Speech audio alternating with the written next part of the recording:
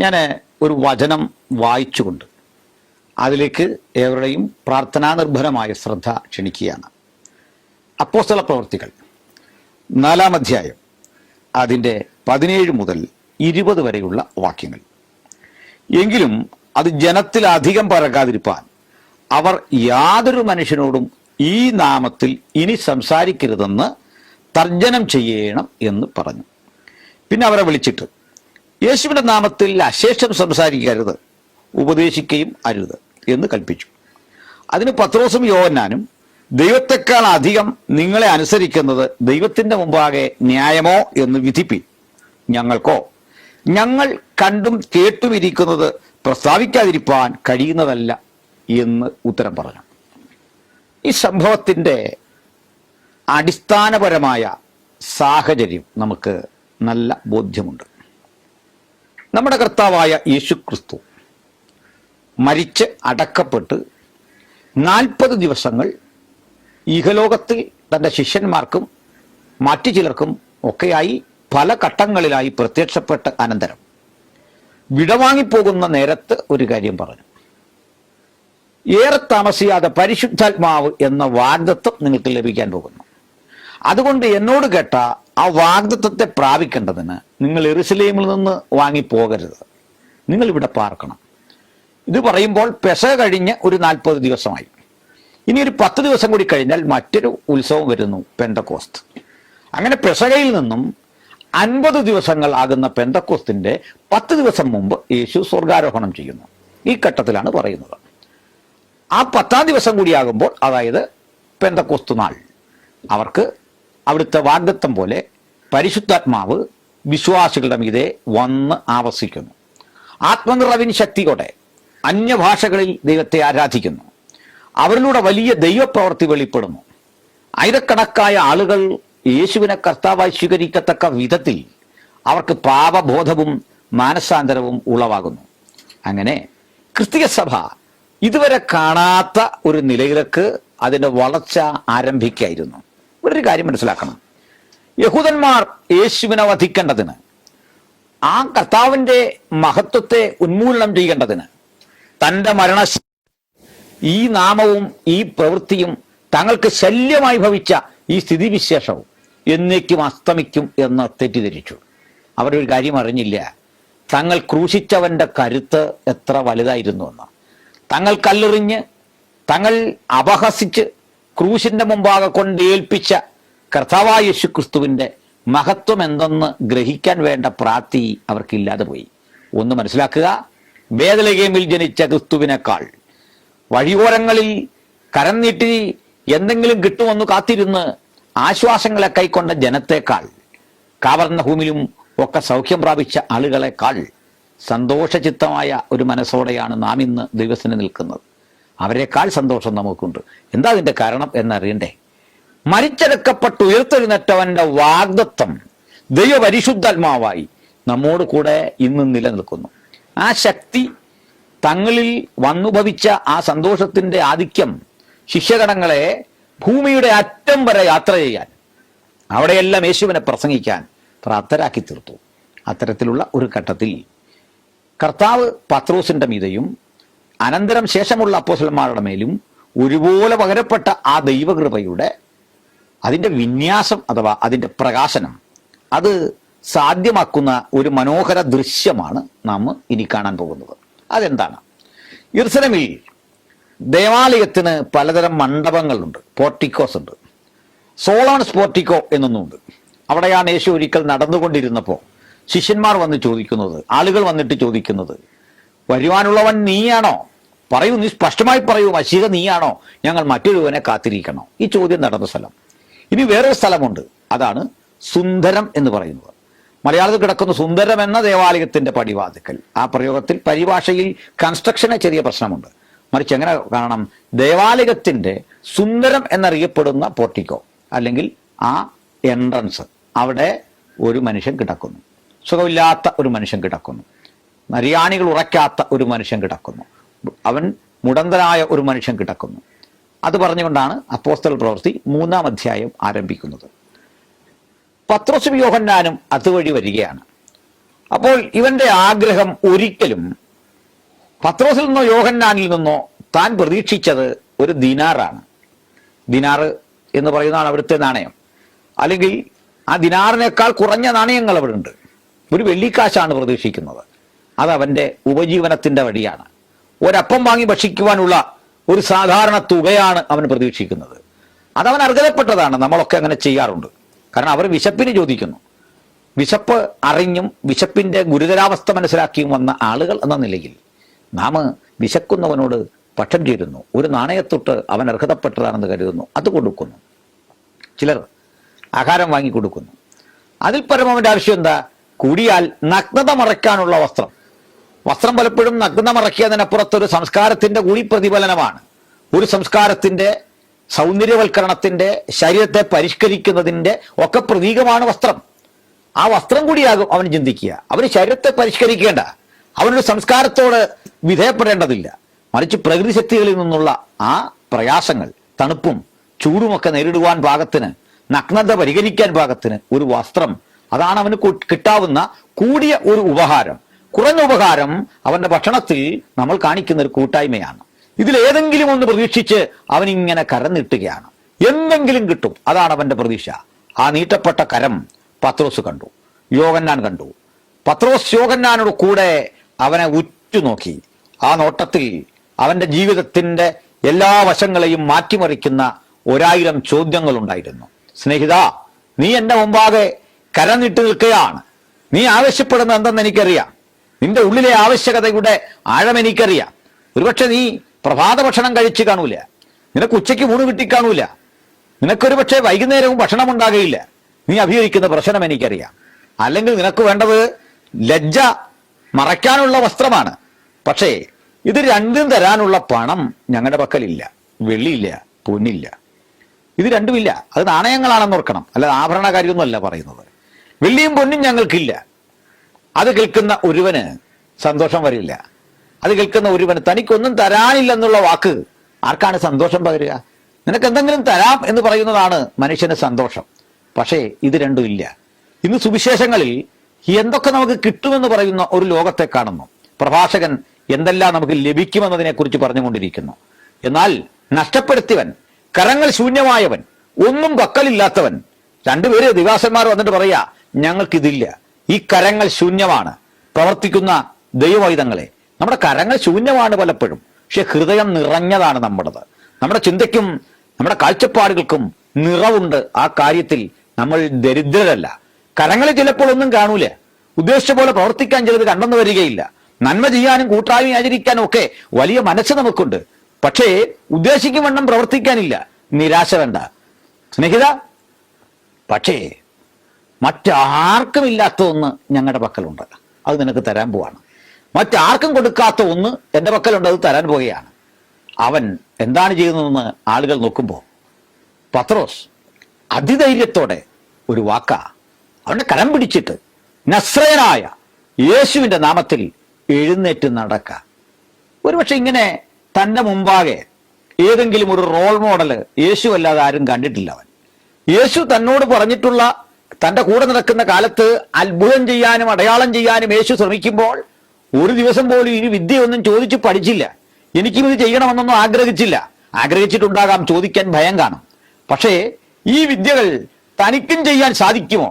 തന്നിലും ഇത്തരം അനുഭവങ്ങളുടെ, ആ സിദ്ധിയുടെ, ദൈവകൃപയുടെ ഒരാഴം തന്നിലുണ്ടോ എന്നുള്ള ഒരാശങ്ക പോലും ഇപ്പോൾ പത്രോസിലില്ല. ആ കരം അവന്റെ നേരെ നീണ്ടു ചെല്ലുകയാണ്. അത് അവന്റെ കരത്തോട് ചേർത്ത് അവൻ പിടിക്കുകയാണ്. നീ എഴുന്നേൽക്ക.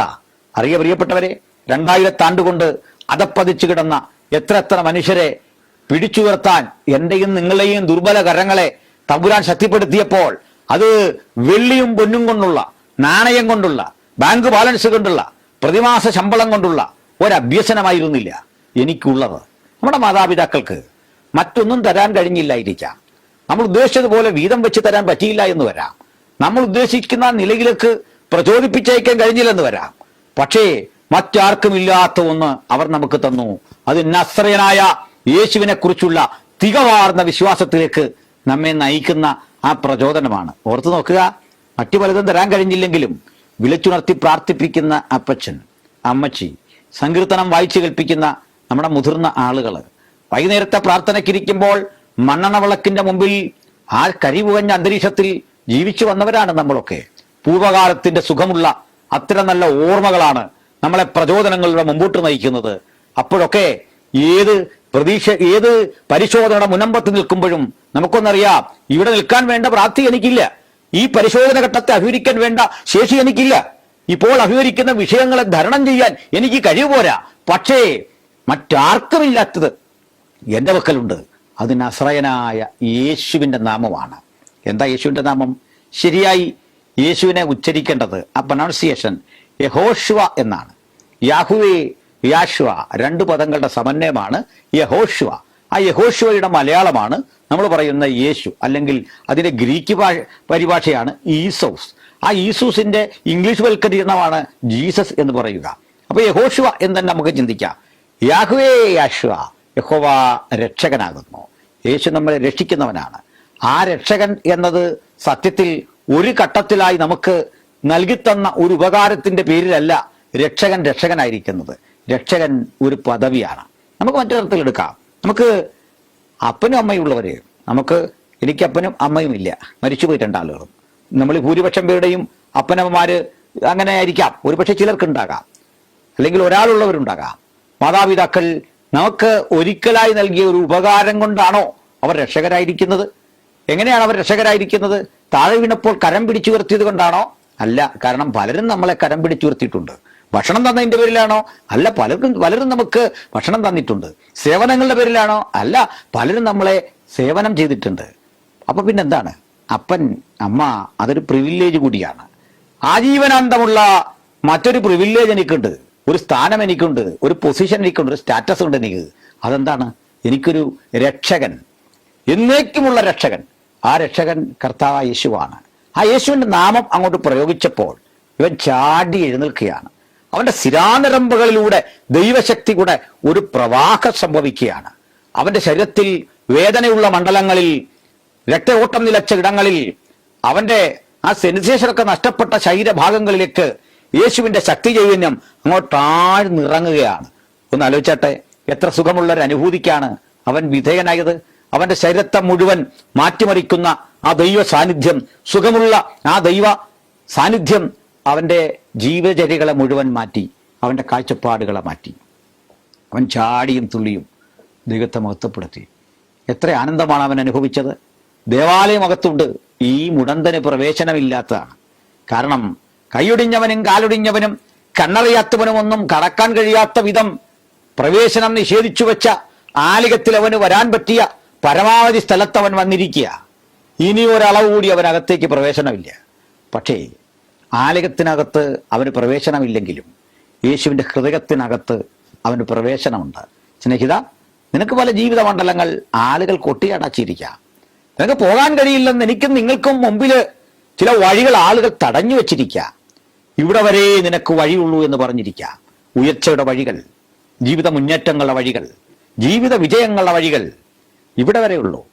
അവിടെ ഒരു ഡെഡ് ലൈൻ ഏതൊരാളും കുറിച്ചിരിക്കുക. ഒരു ഡെഡ് എൻഡിൽ ചെന്ന് നമ്മൾ നിൽക്കുക. ചിന്തിക്കരുതേ അങ്ങനെ. എല്ലാ വഴികളും അടഞ്ഞ്, വിശാല വഴികൾ അടഞ്ഞ് മുന്നോട്ട് പോകാനാവാത്ത ഒരു തടസ്സം ജീവിതത്തിൽ കാണുമ്പോൾ അവിടെ നിന്ന് വഴി ആരംഭിക്കുന്നവനാണ് നമ്മുടെ കർത്താവ്. സകല വഴികളും അടയുമ്പോൾ പുതുവഴി തുറക്കുന്നവനാണ് നമ്മുടെ കർത്താവ്. ആരുമറിയാത്ത വഴികൾ കൊണ്ട് നാം ഇതുവഴി സഞ്ചരിക്കണം എന്നതിന് മാർഗദർശനം മുൻകൂട്ടി തയ്യാറാക്കി വെച്ച പദ്ധതിയുടെ ദൈവമാണ് നമ്മുടെ ദൈവം എന്ന ബോധ്യം കൈവിടേണ്ട. ഈ ഒരു അനുഭവം ഉണ്ടായ ശേഷം എന്താ ആകണമായിരുന്നു ജനങ്ങളുടെ പ്രതികരണം? എങ്ങനെ പ്രതികരിക്കണമായിരുന്നു? നമ്മുടെ വീക്ഷണത്തിൽ ഈ സംഭവത്തിന് എന്ത് പേര് പറയാം? ഒരു മികച്ച വിജയമാർന്ന ഒരു സുവിശേഷ ശുശ്രൂഷ. ചില യോഗങ്ങൾ നടത്തിയിട്ട് നമ്മൾ പറയും യോഗം വിജയമായിരുന്നു. എങ്ങനെയാണ് യോഗം വിജയമാകുക? ഒന്നുകിൽ ചിലരത് വിലയിരുത്തുന്നത് അംഗസംഖ്യ കൊണ്ടാണ്, അല്ലെങ്കിൽ നല്ല ഫുഡായിരുന്നു നമ്മൾ ഡിസ്ട്രിബ്യൂട്ട് ചെയ്തത്, അല്ലെങ്കിൽ നല്ല പാട്ടായിരുന്നു, അല്ലെങ്കിൽ നല്ല ഇമ്പമുള്ളൊരു പ്രസംഗമായിരുന്നു. ഇതിനെയാണ് നമ്മൾ യോഗം വിജയം എന്ന് പറയുന്നത്. പക്ഷെ ഇവിടെ ഇതിലും വലിയൊരു യോഗം വിജയിച്ച അവസ്ഥയാ. ഒരുവൻ സൗഖ്യമായി കഴിഞ്ഞിരിക്കുക. ജനങ്ങൾക്ക് യേശുവിന്റെ പ്രവർത്തനക്ഷമതയെക്കുറിച്ച് ബോധ്യം വന്നിരിക്കുക. പക്ഷേ ചിലരെ അത് ചൊടിപ്പിച്ചു. ചില വിഴുതലുകൾ ചിലരെ ചൊടിപ്പിക്കുന്നതാണ്. സമുദായം വിട്ടിറങ്ങിയ ആളുകളുണ്ട്. ഒറ്റയ്ക്ക് പള്ളി വിട്ടിറങ്ങുക എന്ന് പറഞ്ഞാൽ ഇന്നൊരു പ്രശ്നമൊന്നുമല്ല. ചങ്കുറപ്പോടെ നേരിടാനുള്ള ശേഷി നമ്മളിപ്പോൾ പലർക്കുണ്ട്. പക്ഷേ 10-25 കൊല്ലം മുമ്പുള്ള സ്ഥിതി അതല്ല, 50 കൊല്ലം മുമ്പുള്ള സ്ഥിതി അതല്ല, 75-100 കൊല്ലം മുമ്പുള്ള സ്ഥിതി അതല്ല. അവയൊക്കെ വിട്ട് ഒറ്റക്കിറങ്ങിയത് ധൈര്യം മാത്രമല്ല, അതിന്റെ പിന്നിൽ കണ്ടെത്തിയ യേശുവിനോടുള്ള സ്നേഹം കൊണ്ട് പൂർവികർ ഇറങ്ങിത്തിരിച്ചു. അന്തരീക്ഷം മാറി. ദൈവപ്രവൃത്തി കണ്ടവനെ സമൂഹം നോക്കുമ്പോൾ അവർക്ക് പൊരുത്തപ്പെടാൻ വയ്യ. അവർക്കിഷ്ടം ഈ ദേവാലയത്തിന്റെ പടിവാതിക്കൽ ഇങ്ങനെ ഒരുത്തൻ കിടക്കണം. അവനെ കൊണ്ടിടുന്നവരുണ്ട്, അവനിൽ നിന്ന് ഫണ്ട് ശേഖരിക്കുന്നവരുണ്ട്, അവനെ കേന്ദ്രീകരിച്ചുകൊണ്ട് ചാരിറ്റി വർക്ക് നടത്തുന്നവരുണ്ട്, ഇവന്റെ സഹായത്തിന് വേണ്ടി അക്കൗണ്ട് തുറന്നിട്ടുണ്ട്, അവനെ സഹായിക്കണേ എന്ന് വിളിച്ചു പറയുന്ന ആളുകളുണ്ട്. ഒരു ലോബിയിങ് പോലെ ഒരു വലിയ സംവിധാനം അവിടെ നടക്കുകയാണ്. ഒരു വലിയ അധോലോകം അവിടെ ശക്തിപ്പെടുകയാണ്. നമുക്കറിയാം, ഈ യാചകരുടെ ഒരു അധോലോകമുണ്ട്. പരിണിതഫലമായിട്ടാ നമ്മുടെ നാട്ടിൽ ഗോവിന്ദചാമി എന്ന പേരായ ഒരു മനുഷ്യൻ അകത്ത് കിടക്കുകയാണ്. നോക്കണം, അതിന്റെ കാര്യകാരണങ്ങളൊക്കെ നമുക്കറിയാം. ഒരു വലിയ ലോബി, നമ്മൾ കാണാത്ത അനവധി കേന്ദ്രങ്ങളിൽ അവർക്ക് ബന്ധമുണ്ട്. പക്ഷേ അതുപോലെ ഒരു പ്രാർത്ഥനമായ സംഭവ ചരിത്രം നമ്മുടെ മുമ്പിൽ കാണിക്കുകയാണ്. ഒരുത്തൻ വഴിയരിയിൽ കിടക്കുകയാണ്, അവൻ ആളുണ്ട്, അവനവിടെ കിടക്കേണ്ടത് ചിലരുടെ കൂടെ ആവശ്യമാണ്. കയ്യും കാലും നഷ്ടപ്പെട്ടവനെ അല്ലെ കണ്ണ് നഷ്ടപ്പെട്ടവൻ ഇവിടെ കിടക്കുന്നത് കണ്ണുള്ളവന് കൂടി ആവശ്യമായിരിക്കുന്നു, കാലുള്ളവന് കൂടി ആവശ്യമായിരിക്കുന്നു. അവന്റെ മുമ്പിലേക്ക് ഞാനും നിങ്ങളും ഒരു നാണയം ഇട്ട് കൊടുക്കുമ്പോൾ അതിന്റെ ഒരളവാണ് അവന് കിട്ടുന്നത്. ഭക്ഷണത്തിനുള്ളതാണ് അവൻ എടുക്കുന്നത്. പലരുടെ കയ്യിലേക്ക് അത് മറിഞ്ഞു പോകാനുള്ളതാ. ആസൂത്രിതമായ ഒരു കുറ്റകൃത്യത്തിന്റെ ലോകത്തിൽ ഈ ദുർബലനെ കൂടി ഇരയാക്കിക്കൊണ്ട് അതിന്റെ പിന്നിൽ ലാഭം കൊയ്യുന്ന ആളുകളുണ്ട്. വെളിച്ചപ്പാടത്തിയായ സ്ത്രീ ഉണ്ടായിരുന്നു. അവളിലേക്ക് പൈശാചി ശക്തികളെ ആവഹിച്ച് കെട്ടിക്കൊണ്ട് വരാനിരിക്കുന്ന ആളുകളുടെ ഭാവി ഫലങ്ങളെ കുറിച്ച് പറഞ്ഞ് യജമാനന്മാർ ലാഭമുണ്ടാക്കിക്കൊണ്ടിരിക്കുകയായിരുന്നു. പക്ഷെ സ്വന്തം ഭാവിയുടെ അപകടവും അർത്ഥശൂന്യതയും അവൾ അറിഞ്ഞത് ദൈവദാസന്മാരെടുത്ത് വന്നപ്പോഴാണ്. അറിയുക, സുവിശേഷം മനുഷ്യജീവിതത്തിന്റെ അർത്ഥരാഹിത്യം ചൂണ്ടിക്കാണിക്കും, അതിന്റെ ക്ഷണഭങ്കുരത ചൂണ്ടിക്കാണിക്കും, അതിന്റെ കുറവുകൾ ചൂണ്ടിക്കാണിക്കും. കുറവുകൾ ചൂണ്ടിക്കാട്ടി വിമർശനത്തിന്റെ മുൾമുനയിൽ നിർത്തുക മാത്രമല്ല, ആശ്വാസത്തിന്റെ വചനം അയച്ചത് വിടുവിക്കും.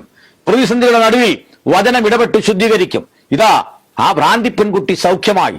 ആളുകൾ ഇളകുകയാണ്, അന്തരീക്ഷം മാറി മറിയുകയാണ്. അതിന് സമാനമായൊരവസ്ഥ ഇവിടെ സംജാതമാകുന്നു. ഇവിടെ മഹാപുരോഹിതന്മാർ, ശാസ്ത്രിമാർ, ജനത്തിലെ ശ്രേഷ്ഠന്മാർ അവരൊക്കെ വന്ന് സംസാരിക്കുക. ഇങ്ങനെ പോലെ എങ്ങനെ നോക്കും?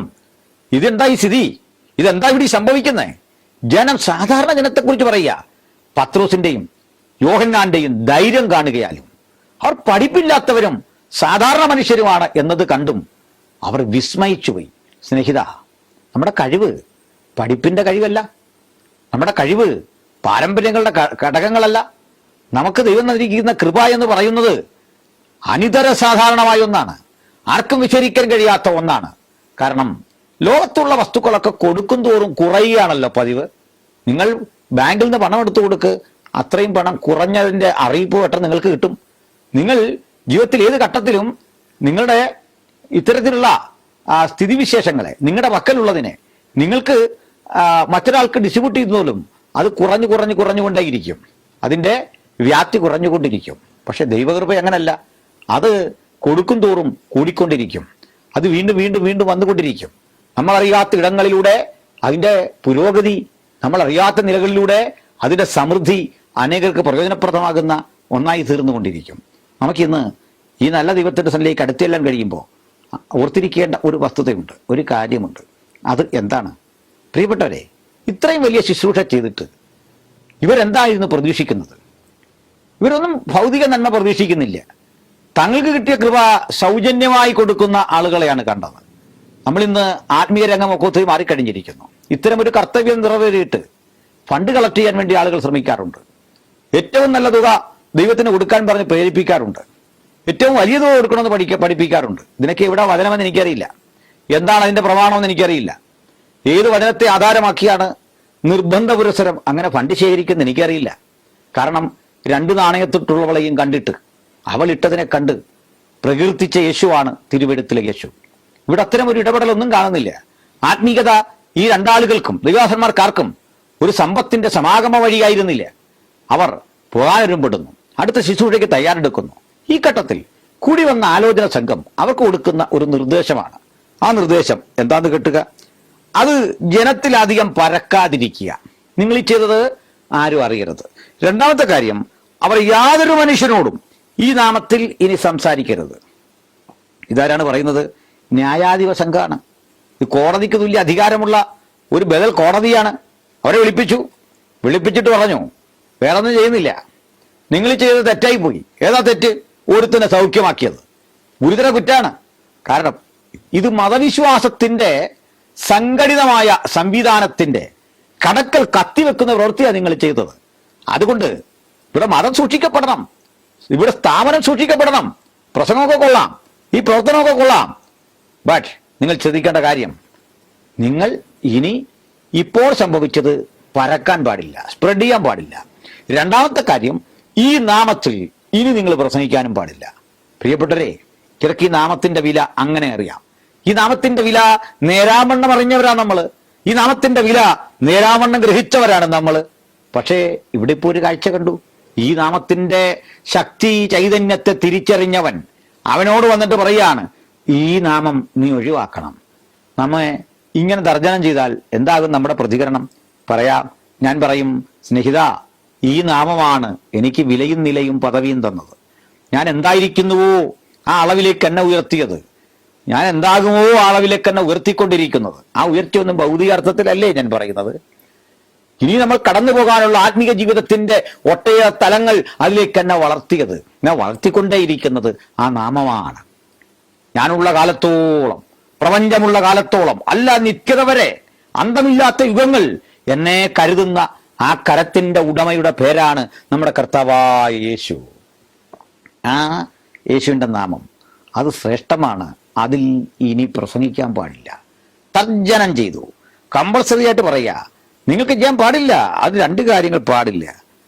നമ്മൾ സത്യത്തിൽ എങ്ങനെയാണ് ഇതിനോട് പ്രതികരിക്കുക? ചില ആളുകൾ തത്വത്തിലെങ്കിലും അങ്ങ് മൂളും. നമ്മൾ ചെയ്യാനുള്ളത് നമ്മളല്ലേ ചിന്തിക്കും, നമുക്ക് മൂളിച്ചങ്ങ് പോകാം. ഇവിടെ നമ്മളങ്ങോട്ട് മാറിക്കഴിഞ്ഞ് നമുക്കിത് ചെയ്യാം, ഇങ്ങനെയൊക്കെയുള്ള രീതിയുണ്ട്. അവർക്ക് പ്രയാസമാണോ? അത് നിർത്തി കൊടുക്കുക, അടുത്തതിലേക്ക് പോകാം. സ്വാഭാവികമായിട്ട് ഇങ്ങനെയൊക്കെയാണ് നമ്മൾ ചിന്തിക്കുന്നത്. പക്ഷെ പത്രോസ് ജന്മസിദ്ധമായി ധൈര്യമുള്ള ആളൊന്നും അല്ല. അത് നമ്മൾ പണ്ട് അദ്ദേഹത്തിന്റെ ജീവിതത്തിൽ കണ്ടതാ. പക്ഷെ പണ്ട് കണ്ട പത്രോസിനെ അല്ല ഇപ്പൊ കാണുന്നത്. അദ്ദേഹം അങ്ങോട്ട് നോക്കിയിട്ട് അവരോട് പറയുകയാണ്, അവൻ പറയാ, അതിന് പത്രോസ് യോഹന്നാനും, ദൈവത്തെക്കാൾ അധികം നിങ്ങളെ അനുസരിക്കുന്നത് ദൈവമുമ്പാകെ ന്യായമോ എന്ന് വിധിപ്പീൻ. ഇത് കോടതിയോടാണ്, അല്ലേ ബഹുമാനപ്പെട്ട കോടതി?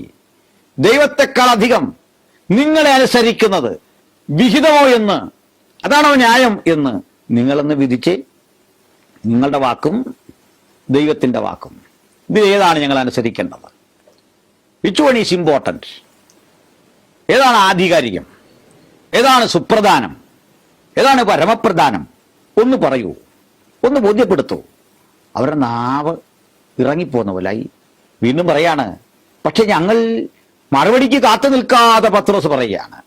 മറുപടി വരും മുമ്പ് പത്രോസ് പറയുകയാണ്, ഞങ്ങൾക്കോ കണ്ടും കെട്ടുമിരിക്കുന്നത് പ്രസ്താവിക്കാതിരിക്കാൻ കഴിയില്ല. എൻ്റെ സന്തോഷം. കണ്ടും കേട്ടും ഇരിക്കുക എന്ന ഈ പ്രയോഗം ഒരു പ്രസന്റ് കണ്ടിന്യൂസ് ടെൻസിലാണ് പറഞ്ഞത്. കണ്ടത് കേട്ടത് എന്ന് മാത്രമല്ല, കണ്ടും കേട്ടും ഇരിക്കുക, അത് നിരന്തര സമ്പർക്കത്തിൻ്റെയാ, ഒരു അനുദിന ബന്ധത്തിൻ്റെതാ. ദൈവമായുള്ള അനുദിന ബന്ധത്തിന്റെ, കർത്താവുമായുള്ള നിരന്തര സമ്പർക്കത്തിന്റെ അനുഭവത്തെ പറയാതിരിക്കാൻ വയ്യ. അത് പറയാതിരിക്കണമെങ്കിൽ ആ നിരന്തര സമ്പർക്കം നഷ്ടപ്പെടണം, അനുദിന ബന്ധം നഷ്ടപ്പെടണം. ആ നിരന്തര ബന്ധത്തിന്റെ അനുബന്ധമായ ആ ദൈവകൃപയുടെ ഓർമ്മപ്പെടുത്തലുകൾ എൻ്റെ പ്രാർത്ഥനാമുറിയിൽ ഞാൻ പ്രാപിക്കുന്നതാണ്. അതെൻ്റെ സുവിശേഷ ഘോഷണത്തിൽ എനിക്ക് ലഭിക്കുന്ന ഊർജ പ്രസരണമാണ്. അത് ഞാൻ വേദി അഭിസംബോധന ചെയ്യുമ്പോൾ എനിക്ക് കിട്ടുന്ന പ്രചോദനമാണ്.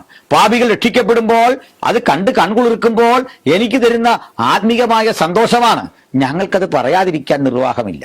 ഇതാണ് സുവിശേഷത്തിന്റെ ശക്തിയും കരുത്തും. നമ്മൾ വചനം കേൾക്കുമ്പോൾ ഒരു കാര്യം ഒന്ന് ഉറപ്പിച്ചോളൂ, നമ്മുടെ ജീവിതം എല്ലായ്പ്പോഴും ഈ സത്യസന്ധമായ ഒരു നിലപാടിന്റെ പിന്നാലെയെങ്കിൽ ജീവിതം ഏറ്റവും ആനന്ദ നിർഭരമാകും. അതിനൊരു തെളിവുണ്ട്. അത് പറഞ്ഞ് നമുക്ക് ഉപസംഹരിക്കേണ്ടതുണ്ട്. പ്രിയപ്പെട്ട ഈ രണ്ടാളുടെയും ജീവിതം പിന്നീട് എന്തായത് നമ്മൾ കണ്ടു. പത്രോസ് എന്ന ആ പഴയ മനുഷ്യനുണ്ടല്ലോ, അദ്ദേഹം അങ്ങനെ പണ്ട് ഊർജ്ജസ്വലതയുണ്ട്, ദ്രുതഗതിക്കാരനാണ്, മറ്റു പലതും ജീവിതത്തിൽ അദ്ദേഹം ചെയ്തു. അത് പലതും തെറ്റായിപ്പോയി. ഒരു മനുഷ്യന്റെ ചാവല്യങ്ങളെല്ലാം അദ്ദേഹത്തിൽ കാണാം. യോഹന്നാൻ ഒരു കൊച്ചു കുട്ടിയായിരുന്നു, ഗുരുവിന്റെ മാറിടം ചേർന്നാണ് ഇരുന്നത്. ഗുരു ചെയ്യുന്നതൊക്കെ കണ്ട് പഠിച്ച് ഗുരുവിനെ മറ്റാർക്കും വിട്ടുകൊടുക്കാത്തതുപോലെ ഗുരുവിന്റെ മാറോട് ചേർന്ന് ഒരു കൊച്ചു കുഞ്ഞായിട്ട് അവൻ ഇരുന്നു. എന്നാൽ കാലമേറെ മുമ്പോട്ട് പോയി. ഈ രണ്ടാളും ആത്മനിറവിന്റെ ശക്തിയെ പ്രാപിച്ചപ്പോൾ, പരിശുദ്ധാത്മാവിന്റെ കൃപ ആസ്വദിച്ചപ്പോൾ, ദൈവകരം അവരുടെ മീതെ വന്നപ്പോൾ അവർ പോയ വഴിത്താരകൾ വലുതായിരുന്നു. പഠിപ്പില്ലെന്നുള്ള കുറവ് അവരെ ബാധിച്ചില്ല. അക്ഷരാഭ്യാസത്തിന്റെ അപാകത അവരെ ഒന്നും കുറച്ചു കാട്ടിയില്ല. നിങ്ങൾക്കറിയാമോ, പത്രോസിന്റെയും യോഹന്നാന്റെയും കൃതികൾ പഠിക്കുക. അതുകൊണ്ടാണ് ഈ വിമർശകർ കൂടുതൽ പറയാറുണ്ട്, ഇത് പത്രോസ് എഴുതിയായിരിക്കില്ല, മൂലപദാർത്ഥങ്ങൾ കത്തിയഴിയുന്നതും ഭൂമിയും അതിന്റെ പണിയും വെന്തുപോകുന്നതുമായ സംഭവിക്കാണ്ടിരിക്കുന്ന വിസ്ഫോടനാത്മകമായ യുദ്ധങ്ങൾ ഒരു പരമ്പരയെക്കുറിച്ച്, അന്ന് പ്രയോഗിക്കുന്ന ആയുധങ്ങളെക്കുറിച്ചൊക്കെ വളരെ ശക്തിമത്തായി തന്നെ പത്രോസ് ഓർമ്മപ്പെടുത്തുമ്പോൾ ഈ മനുഷ്യൻ ഇത് എങ്ങനെ എഴുതിയെന്ന് ചോദിക്കുകയാണ്. എന്നിട്ട് ലിബറലായിട്ട് ബൈബിൾ വ്യാഖ്യാനിക്കുന്ന ആളുകൾ പറയുകയാണിത് പത്രോസ് എഴുതിയതേയല്ല. യോഹന്നാന്റെ കൃതിയിൽ വായിച്ചിട്ട് ആഴമേറിയ തത്വചിന്ത, ഗ്രീക്ക് ഫിലോസഫി, അതിനെ നേരിടുന്ന ആ അദ്ദേഹത്തിന്റെ ആർജവം കണ്ടിട്ട് പറയാ, these are not written by apostle John, യോഹന്നാൻ എഴുതിയതേ അല്ല. അവർ ഉറപ്പിച്ചു പറയുക. പക്ഷേ നമുക്കൊരു കാര്യം അറിയാം, പരിശുദ്ധാത്മാവ് നമ്മുടെ മീതെ വന്നു കഴിഞ്ഞാൽ സാമാന്യ മനുഷ്യൻ അസമാന്യനായ ദൈവത്തെ കൊണ്ട് അതിമാനുഷികങ്ങളായ പ്രവൃത്തികൾ ചെയ്യും. അപ്പോൾ ordinary people performing extra ordinary job on behalf of God, ദൈവത്തിന് വേണ്ടി അസാധാരണ പ്രവൃത്തികൾ ചെയ്യുന്ന സാധാരണ മനുഷ്യരായി മാറി. സ്നേഹിത, ഞാനും നിങ്ങളും സാധാരണ മനുഷ്യരാണ്, കഴിവ് കുറഞ്ഞവരാണ്. പക്ഷേ നമ്മൾ സേവിക്കുന്നവൻ അസാധാരണത്വമുള്ളവൻ. കഴിവ് കുറഞ്ഞ നമുക്കൊരു കാര്യം അറിയാം, കഴിവുകളുടെ സമാഹാരമായവൻ, ദൈവത്തിന്റെ സകല സമ്പൂർണതയും ദേഹരൂപമായി വസിക്കുന്നവൻ, അവിടുന്നാണ് നമ്മുടെ നാഥൻ, അവിടുന്നാണ് നമ്മുടെ വീണ്ടെടുപ്പുകാരൻ. ആ മഹാദൈവത്തിന്റെ സ്നേഹം എത്ര ആദരണീയമായ ഒന്നാണ്. അപ്പോൾ അവസാനം നമ്മൾ കണ്ടു, രണ്ടാളുകൾക്കും കർത്താവിന് വേണ്ടി എരിഞ്ഞടങ്ങാൻ കിട്ടിയ 100 അനുഭവങ്ങൾ. യോഹന്നാനിലേക്ക് വന്ന് ഞാൻ അവസാനിപ്പിക്കാം. ധനനായ യോഹന്നാൻ ക്രിസ്തുയേശുവിന്റെ സാക്ഷ്യം, അവിടുത്തെ കഷ്ടതയ്ക്കും സഹിഷ്ണുതയ്ക്കും രാജ്യത്തിനും കൂട്ടാളിയായി പത്മോസ് എന്ന ഏകാന്ത ദ്വീപിൽ കിടക്കുകയാണ്. ആ ദ്വീപ് ഒരു തടവറയാണ്, ഒരു കൽക്കരിക്കനിയാണ്. അവിടേക്ക് ജോലി ചെയ്യാൻ ആളുകളെ കൊണ്ടുപോകുന്നത്, തടവുള്ളികളെ, കൊടും ക്രിമിനലുകളെ കൊണ്ടിടുന്ന സ്ഥലമാണ്. നോക്കണം, പലതരത്തിൽ തെറ്റ് ചെയ്ത ആളുകൾ, കൊലപാതകം ചെയ്ത ആളുകൾ, പെൺവാണിഭക്കാരായ ആളുകൾ, സ്ത്രീ പീഡകന്മാര്, മോഷ്ടിച്ച ആളുകൾ, ഇങ്ങനെയുള്ളവരെ കൊണ്ട് തട്ടുന്ന ഒരു ദ്വീപിലേക്ക് കൽക്കരിക്കനിയിൽ പണിയെടുത്ത് അവിടെ മരിക്കണം. ഇടയ്ക്കിടയ്ക്ക് ഈ കൽക്കരി ശേഖരിച്ചു കൊണ്ടുപോകാൻ വരുന്ന കപ്പലുകളുണ്ട്. ആധുനിക തുർക്കിയുടെ ഭാഗമായ പത്മോസിൽ ഈജിയൻ കടലിനെ ചുറ്റപ്പെട്ട് കിടക്കുന്ന ഈ ദ്വീപിനുള്ളിലേക്ക് അപ്പോസ്തലനെയും കൊണ്ട് തട്ടി. വയസ്സ് 90 കഴിഞ്ഞു, ജരാനരകൾ ബാധിച്ചു, അത്രയും പ്രായാധിക്യമുണ്ട്, അതിന്റെ ക്ഷീണമുണ്ട്. എന്ത് കുറ്റമാണ് ചെയ്തതെന്ന് അറിയില്ല, കുറ്റം വന്നേ ഉള്ളൂ. ഇപ്പോൾ ഇവിടെ പറഞ്ഞതിന് വിപരീതമായി അന്ന് നിയമം വന്നു, വിപരീതമായി പ്രവർത്തിച്ചിരിക്കുക. ഈ നാമം പ്രസംഗിക്കരുത്, ഈ നാമത്തിൽ നീ ഒന്നും ചെയ്യരുത്, ഇത് പ്രചരിപ്പിക്കരുത്. അത് ലംഘിച്ചു കാണും അദ്ദേഹം. ലംഘിച്ചിട്ടുണ്ട്. എങ്ങനെയാണ് ലംഘിച്ചത്? ഞങ്ങൾക്കോ കണ്ടും കേട്ടുമിരിക്കുന്നത്, ഞങ്ങൾ അനുഭവിക്കുന്നത്, ഞങ്ങളിത് പ്രസംഗിക്കുക തന്നെ ചെയ്യും, ഞങ്ങൾ പാടുക തന്നെ ചെയ്യും.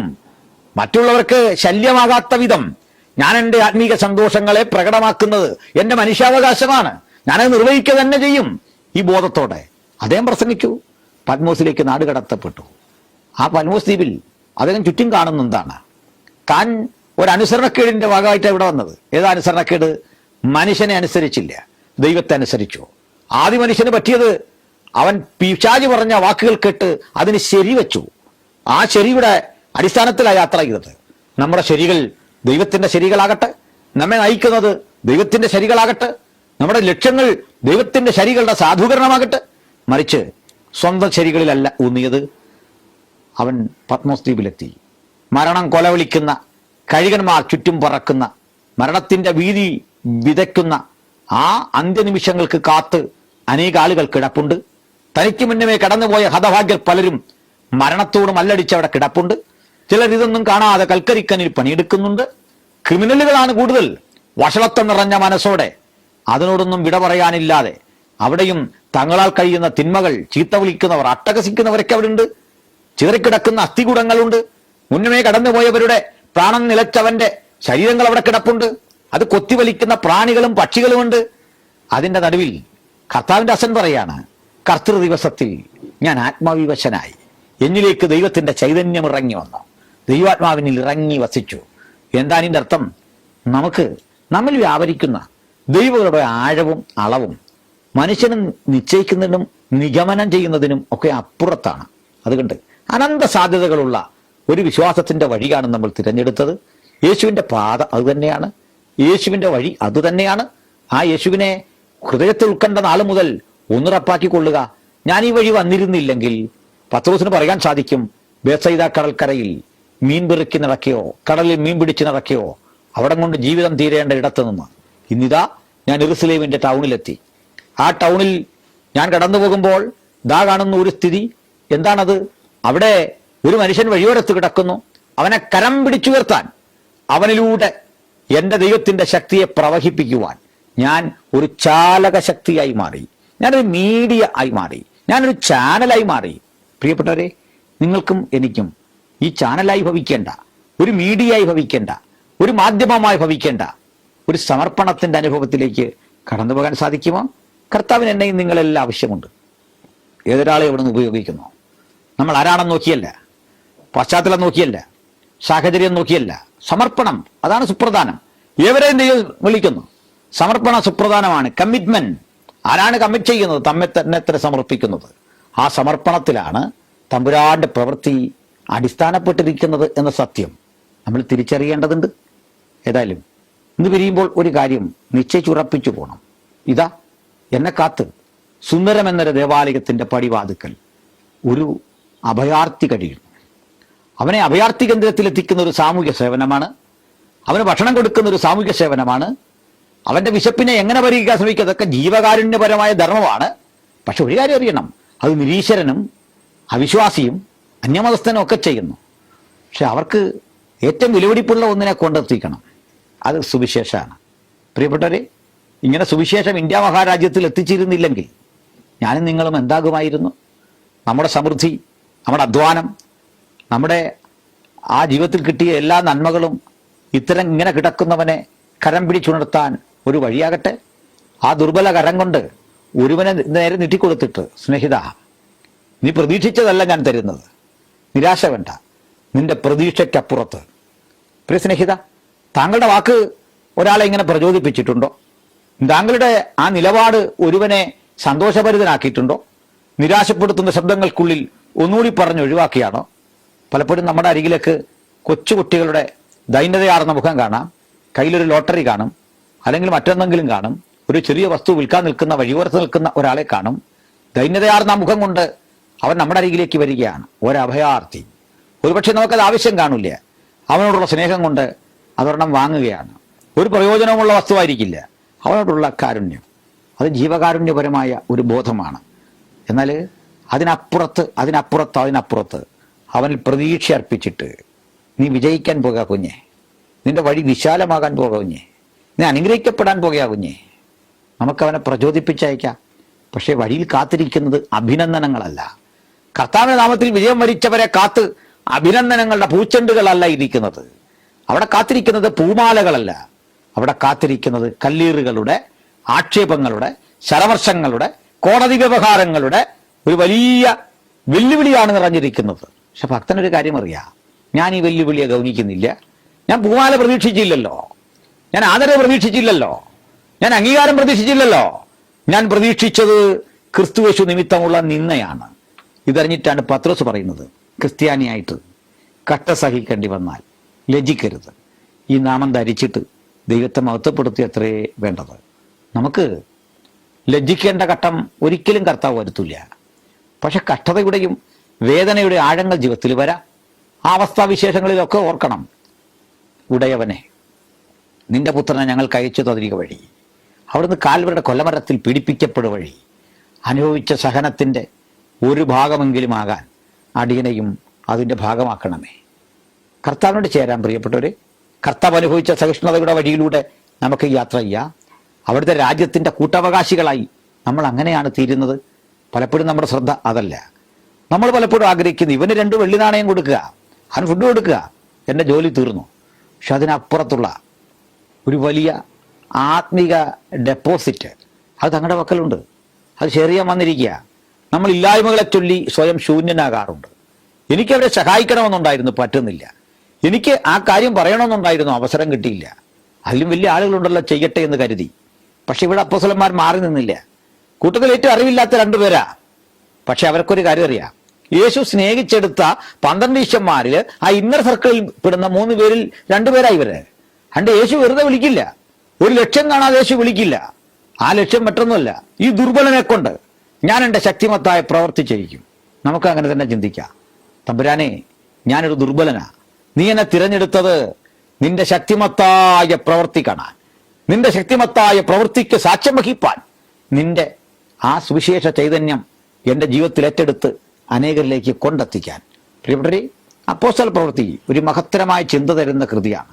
അതിൻ്റെ 1 മുതൽ ആദ്യത്തെ 13 വരെയുള്ള അധ്യായങ്ങൾ, 12 വരെയുള്ള അധ്യായങ്ങൾ പത്രോസിനെ കേന്ദ്രീകരിച്ച് യെരുസലേമിൽ നിന്ന് സഭ എങ്ങനെ ഉലകത്തിലേക്ക് പതുക്കെ പതുക്കെ പതുക്കെ വ്യാപരിക്കുന്നു എന്ന് കാണിക്കുകയാണ്. ഏഷ്യാമയറിന്റെ പല മണ്ഡലങ്ങളിൽ പത്രോസ് എന്ന മനുഷ്യൻ സുവിശേഷ ആത്മാവോടെ പ്രവർത്തിക്കുമ്പോൾ ഇതാ ഈ സംഘത്തിലേക്ക് ഒരു കരുത്തൻ കൂടി അതിനുശേഷം വരുന്നു. അത് 8-ാം അധ്യായത്തിലും 9-ാം അധ്യായത്തിൽ മാനസാന്തരപ്പെട്ടു വരുന്ന താർസോസിലെ ശൗലാണ്. ശൗൽ എന്ന പൗലൂസ് മാനസാന്തരപ്പെട്ടു വരുന്നതോടെ ഏഷ്യ മൈനറും വിട്ട് സുവിശേഷം യൂറോപ്പിന്റെയും ആഫ്രിക്കയുടെ ഒക്കെ മേഖലകളിലേക്ക് അതിവേഗം വ്യാപരിക്കുന്ന കാഴ്ച കാണാം. എന്താ ഇതിന്റെ അർത്ഥം? പറഞ്ഞു വന്നതിന്റെ അർത്ഥം, പലരുടെ പക്കലും ഇല്ലാത്തത് ദൈവം ഇവരുടെ പക്കം നൽകിയപ്പോൾ ഇതാ വേല വിശാലമാകുന്നു, പ്രവൃത്തി വിശാലമാകുന്നു, അതിന്റെ മണ്ഡലങ്ങൾ വിശാലമാകുന്നു.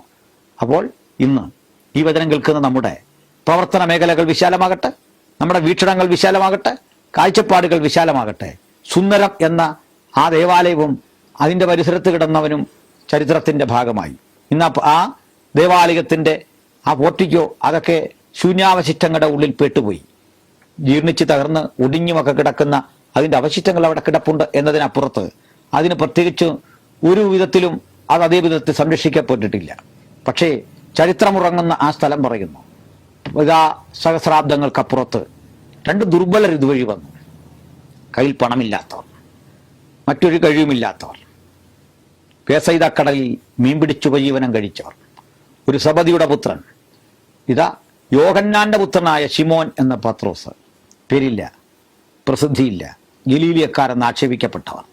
പക്ഷേ ഈ ചുവരും ഇടിഞ്ഞുകിടക്കുന്ന കല്ലുകളും അഭിമാനപുരസരം പറയും, മറ്റാരും കാണാത്ത കാഴ്ചകൾ ഞങ്ങൾ അവരിലൂടെ കണ്ടു. ഇവിടെ കിടന്ന് ഒരു മുടന്തൻ ചാടിയും തുള്ളിയും യേശുവിനെ മഹത്വപ്പെടുത്തുന്നു, ദൈവത്തിനെ മഹത്വപ്പെടുത്തുന്നു. നമ്മുടെ ചെറിയ പ്രവൃത്തികൾ ഈ മഹാദൈവത്തിൻ്റെ ആ വചനത്തെ ഉലകത്തിലേക്ക് എത്തിക്കാൻ പര്യാപ്തമായി തീരട്ടെ. നമ്മുടെ ദൈവമേൽപ്പിച്ച ശുശ്രൂഷകൾ പരിപക്വമായ വിധത്തിൽ നിർവഹിപ്പാൻ തമ്പുരാൻ നമുക്ക് കൃപ നൽകട്ടെ. വചനം കേൾക്കുന്ന ഏതൊരാളും ഈ ശുശ്രൂഷയുടെ ഭാഗമായി കൊണ്ട് നമ്മുടെ യേശുവിനെ ജനങ്ങളിലേക്ക് എത്തിക്കാൻ, നാം അനുഭവിച്ച ദൈവകൃപ ചോർന്നു പോകാതെ കൊടുക്കാൻ, വെള്ളിയും പൊന്നുമില്ലാത്ത കുറവ് അതിനെയൊക്കെ അതിജീവിക്കുന്ന ദൈവകൃപ കൊണ്ട് നേരിടാൻ നമുക്ക് പ്രാപ്തി ഉണ്ടാകട്ടെ. ഒപ്പം തന്നെ ചോദ്യം ചെയ്യപ്പെടുന്ന കോടതിക്ക് മുമ്പിൽ, സന്നിധിന് മുമ്പിൽ, തർജ്ജനം ചെയ്ത് വിട്ടയക്കുന്ന ആളുകൾക്ക് നടുവിൽ തോൽവി പിണയാത്ത അജയ്യതയോടെ കരുത്തോടെ ശിരസുയർത്തിപ്പിടിച്ചവർ പറയും, ദൈവത്തെക്കാൾ അധികം മനുഷ്യരെ അനുസരിക്കുന്നത് ന്യായമല്ല. ഞങ്ങൾക്കോ കണ്ടും കേട്ടുമിരിക്കുന്നത് പ്രസ്താവിക്കാതിരിക്കാൻ കഴിയില്ല. അല്ലയോ ലോകമേ, ഞങ്ങൾക്ക് കണ്ടും കേട്ടും ഇരിക്കുന്നത്, അനുഭവിക്കുന്നത് പ്രസ്താവിക്കാതിരിക്കാൻ കഴിയില്ല. അതുകൊണ്ട് നാം അനുഭവിക്കുന്ന ഈ മഹാസന്തോഷത്തെ ലോകത്തിൻ്റെ മുമ്പിലെത്തിക്കുവാൻ പരമാവധി ഉണരാം, ജാഗ്രതപ്പെടാം, അധ്വാനിക്കാം. വചനം കേൾക്കുന്ന ഏവർക്കും അത്യുന്നതൻ അതിനുള്ള കൃപയും പ്രാപ്തിയും നൽകട്ടെ. നമ്മുടെ തലമുറകളെ ആ നിലകളിൽ ദൈവം അനുഗ്രഹിക്കട്ടെ. നമ്മെ കൊണ്ട് കഴിയാത്ത പ്രവൃത്തികൾ തമ്പുരാൻ അവരിലൂടെ ചെയ്യട്ടെ. വരും കാലഘട്ടത്തിന്റെ ചിത്രം മറ്റൊന്നാക്കി വരയ്ക്കാൻ കഴിയത്തക്ക വിധം നമ്മുടെ പിൻഗാമികൾ കരുത്തരായി യേശുവിനെ പ്രസംഗിക്കുവാൻ വേണ്ട പ്രചോദനവും ആത്മനിർഭം കരഗതമാക്കട്ടെ. വചനം കേട്ട് എല്ലാവരിലും ദൈവകൃപ വ്യാപരിക്കട്ടെ എന്ന പ്രാർത്ഥനയോടെ ഞാൻ ഉപസംഹരിക്കുന്നു. കർത്താവിൻ്റെ നാമം മഹിമപ്പെട്ടുമാറാകട്ടെ. ആമേൻ.